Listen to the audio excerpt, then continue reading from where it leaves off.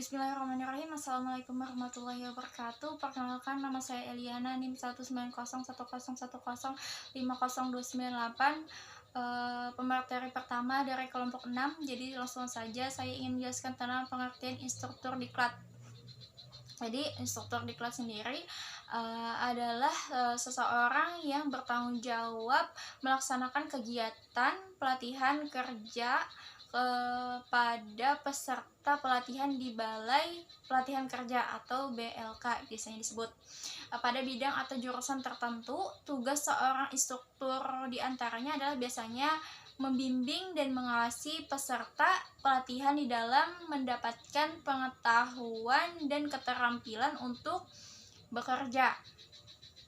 Setelah itu ada yang namanya jenis-jenis instruktur.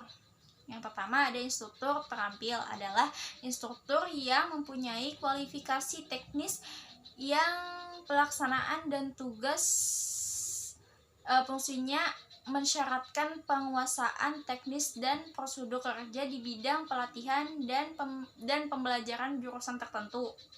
Setelah itu yang kedua ada instruktur ahli, adalah instruktur yang mempunyai kualifikasi profesional yang pelaksanaan tugas dan fungsinya biasanya itu mensyaratkan pada penguasaan ilmu pengetahuan metodologi dan teknik analisis dan pembelajaran ke jurusan tertentu. Bismillahirrahmanirrahim. Assalamualaikum warahmatullahi wabarakatuh. Perkenalkan, nama saya Rizka Fitria, NIM 190101050118. Jadi di sini saya akan melanjutkan materi tentang syarat pelatih atau instruktur diklat.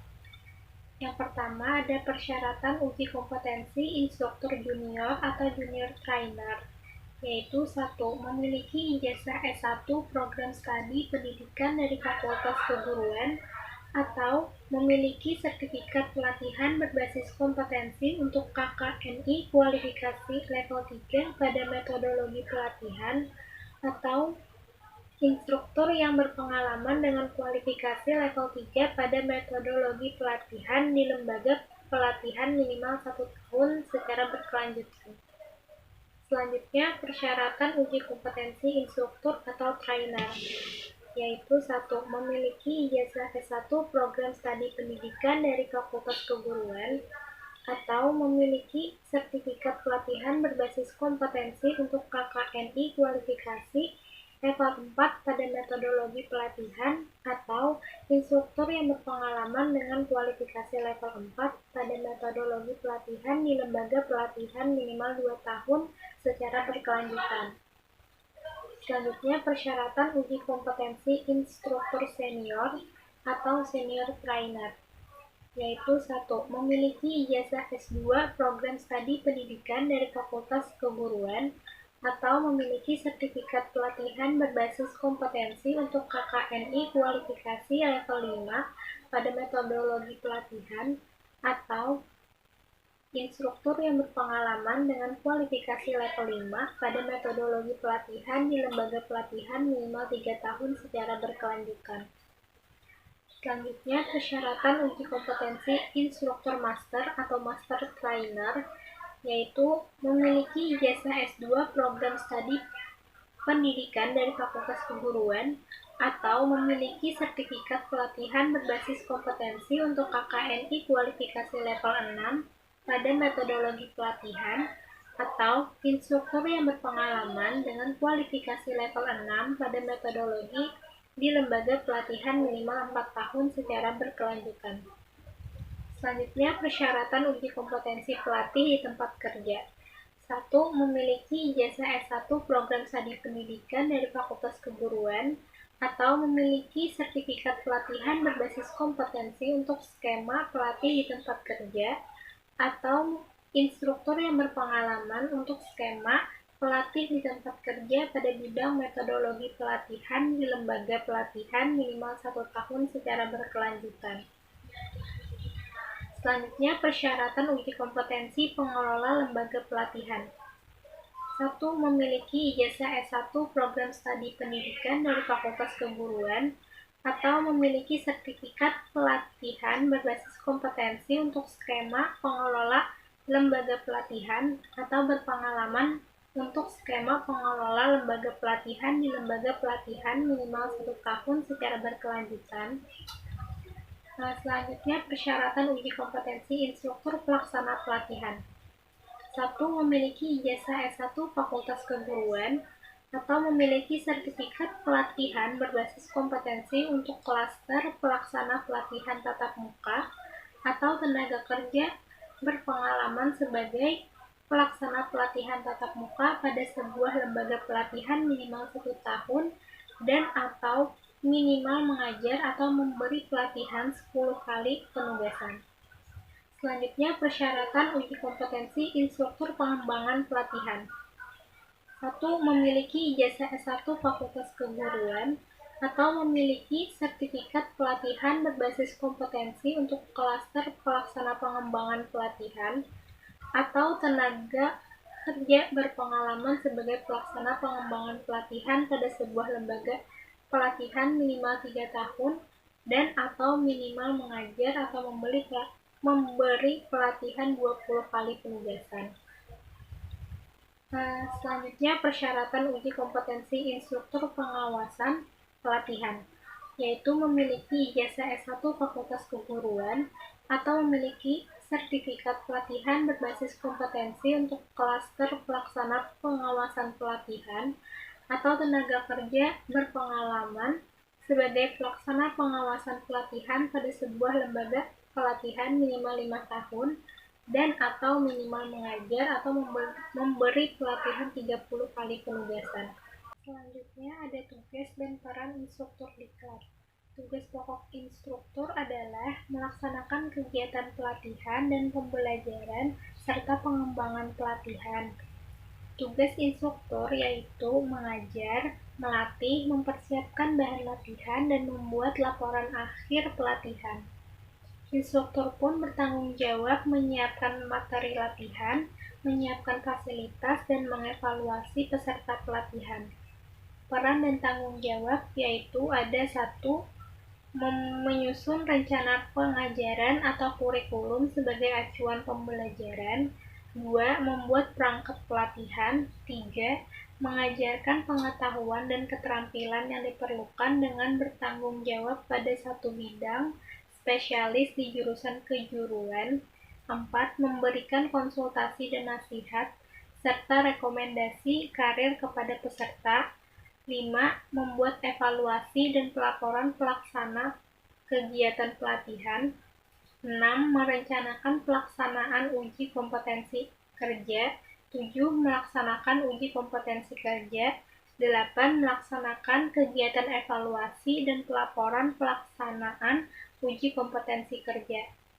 Mungkin itu saja materi yang dapat saya sampaikan. Selanjutnya akan disampaikan oleh pemateri berikutnya. Terima kasih. Wassalamualaikum warahmatullahi wabarakatuh. Bismillahirrahmanirrahim. Sebelumnya mohon maaf jika pencahayaan kurang mendukung seperti ini. Jadi di sini saya akan melanjutkan materi dari teman saya tadi yang sebelumnya. Dan di sini saya akan menjelaskan mengenai indikator trainer atau indikator pelatihan, dan saya akan mengambil penjelasan mengenai indikator pelatihan karyawan. Program pelatihan karyawan merupakan suatu hal penting sebagai cara untuk meningkatkan kinerja ataupun produktivitas karyawan tersebut. Maka untuk itu diperlukanlah indikator-indikator atau pelatihan terhadap karyawan agar bisa meningkatkan seperti skill-skill maupun keahlian dalam bidangnya, agar bisa lebih berguna lah untuk sesama. Nah, untuk itu yang pertama diperlukan oleh seorang karyawan adalah instruktur. Mengingat pada umumnya berorientasi pada peningkatan skill atau melihat seperti memantau seperti orang ini ahli dalam bidang apa, memahami dalam bidang apa, begitu. Maka para trainer yang dipilih untuk memberikan materi atau pelatihan pada karyawan haruslah benar-benar ahli atau menguasai dalam bidangnya dan memiliki kualifikasi sesuai pada bidangnya juga tersebut. seperti personal dan kompeten atau perseorangan, dan benar-benar menguasai lah dalam bidangnya agar bisa memberikan pemahaman materi terhadap para karyawan tersebut. Selain itu, pendidikan instruktur harus juga benar-benar baik melakukan pelatihan pada karyawan. Nah, maka yang diperlukan para trainer pada pelatihan para karyawan tersebut adalah seperti pemaparan materi atau penjelasan materi yang sangat-sangat baik atau sangat-sangat bisa dimengerti lah untuk para karyawan tersebut. Semisal contohnya yang diperlukan dalam suatu bidang kelompok perusahaan mengenai pemahaman materi bisnis seperti program trainer atau peningkatan saham, maka yang diperlukan adalah seorang yang ahli atau dapat memahami dan menjelaskan kepada karyawan yang lain mengenai penjelasan tentang turun atau naik, dan seperti pemasaran, produktivitas ataupun pemasaran saham, seperti itulah kurang lebihnya dalam sebuah perusahaan. Maka yang diperlukan perusahaan ataupun para karyawan lainnya untuk bisa menjelaskan materi tersebut adalah orang yang benar-benar ahli dalam bidangnya. Nah, lalu untuk yang kedua di sini terdapat yaitu peserta atau pelatihan karyawan tentunya harus diseleksi berdasarkan persyaratan tertentu dan kualifikasi yang sesuai. Selain itu, peserta pelatihan juga harus memiliki semangat yang tinggi untuk mengikuti pelatihan bagi karyawan tersebut. Ya, seperti yang dari sebelumnya mengenai penjelasan tentang saham atau trainer, mengenai pemasaran produk perusahaan, baik itu mengenai segmennya ataupun juga yang lainnya.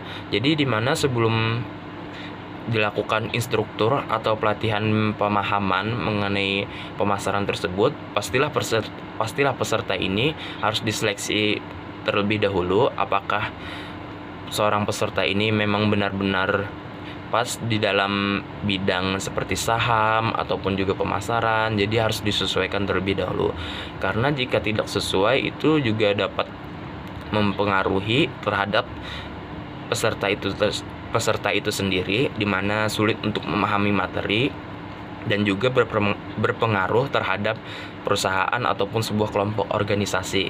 Untuk yang selanjutnya ini adalah materi, yaitu tentang pelatihan karyawan SDM atau sumber daya manusia, merupakan materi atau kurikulum yang sesuai dengan tujuan pelatihan karyawan tersebut yang hendaknya dicapai oleh sebuah perusahaan, dan materi pelatihan karyawan tersebut pun haruslah update agar si peserta dapat memahami masalah yang sedang terjadi pada kondisi sekarang.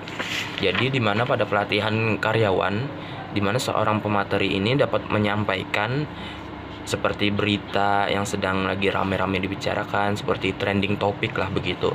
Jadi kurang lebihnya harus cepat update lah si pemateri ini, atau dalam sebuah perusahaan atau dalam kelompok organisasi itu ketua harus benar-benar mengetahui informasi baik itu dari luar maupun dari dalam, harus benar-benar update secara cepat agar bisa menyampaikan kepada yang lainnya, agar baik itu tidak terjadi kesalahpahaman pada pihak tertentu, agar tidak saling salah paham lah dalam peserta ataupun juga lainnya. Untuk yang selanjutnya di sini yaitu adalah metode, di mana metode pelatihan karyawan akan lebih menjamin berlangsungnya kegiatan program pelatihan sumber daya manusia yang efektif apabila sesuai dengan jenis materi dan komponen peserta tersebut dalam pelatihan karyawan.